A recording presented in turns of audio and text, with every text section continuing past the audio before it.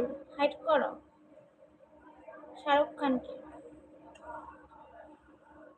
জীবন খুব ছোট, জীবনের গল্পটা অনেক বড়। জীবনে সুখ চাওয়া খুব সহজ, কিন্তু পাওয়াটা অনেক অনেক কষ্ট। এটাই বাস্তব। আপনার কথায় যুক্তি আছে। হুম হুম হুম। এমপি বলবো সেই টাকা নাই। মার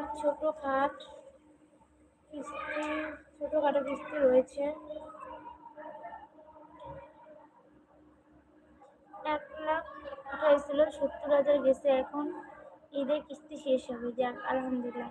স্টার জলসা, জি বাংলা, এবিপি আনন্দ আমিও দেখি। হ্যাঁ, আমিও এখন তো আর টিভি দেখি না। এখন তো যে মোবাইল ইন্টারনেট সারাক্ষণ হাতে, এখন এই মোবাইলেই থাকি। আর যখন মোবাইলে ইন্টারনেট বেশি ছিল না, তখন দেখতাম, তখন সিরিয়াল দেখতাম, তখন দেখতাম।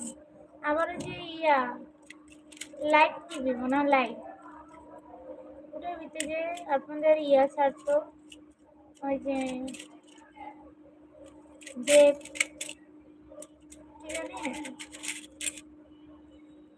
সিরিয়াল ছাড়তো, আমি দেখতাম, ভালোই লাগতো। মার কিস্তির জন্য একটা একটা কিছু কিনতে পারি না। আহারে আমার লক্ষ্যটা, আমার লক্ষ্মীটি। তোমার সামনে একটু আলো দরকার।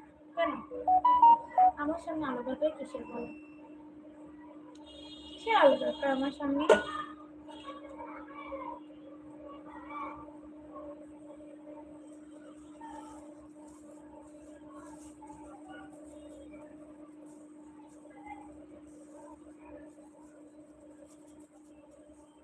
আপু, আপনার কথা শুনতে এত ভালো লাগে কেন? ওরে তাই? তাই আমার রতন ভাইয়া, সিরিয়াসলি? যাক আলহামদুলিল্লাহ যে আমার কথা শুনে ভালো লাগে। আমি অনেক খুশি হয়েছি ভাইয়া, রতন ভাইয়া। চাল বান্না খাওয়া কি শেষ? আমার চানাচুর খাওয়া শেষ। চানাচুর খাওয়া শেষ।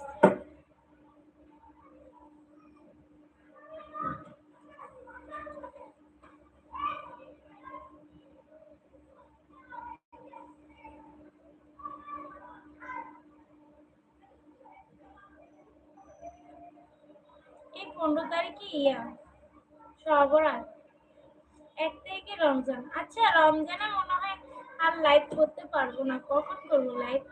আমি তো রমজানে,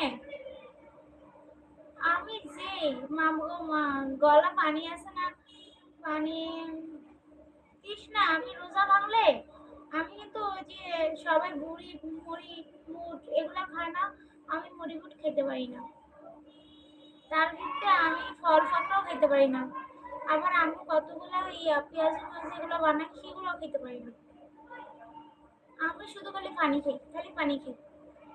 পানি খেতে খেতে আমার পেট ভরে যাবে, পরে লাস্টে মনে হয় আমার তো অজ্ঞান অজ্ঞান লাগে, আমি মনে হয় অজ্ঞান হয়ে যাই। এই যে আমি মনে হয় দিনে লাইভ করতে পারবো না, রাত্রে তো তারাবি। আচ্ছা, রমজানে মনে লাইভ করা হইব না নাকি, জানিও না। রতন ভাই, আপনি কখন লাইভে? ভাগিনা তো লাইভ করে না, কখন আসবো?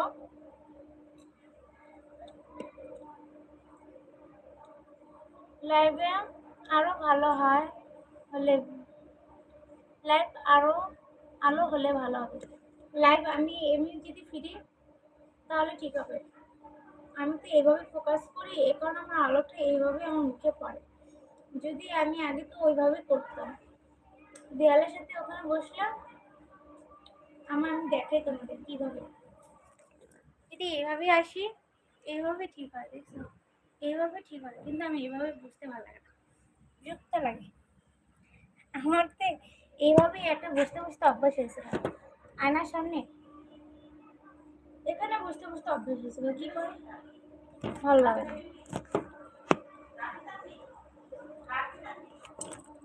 বুঝছো?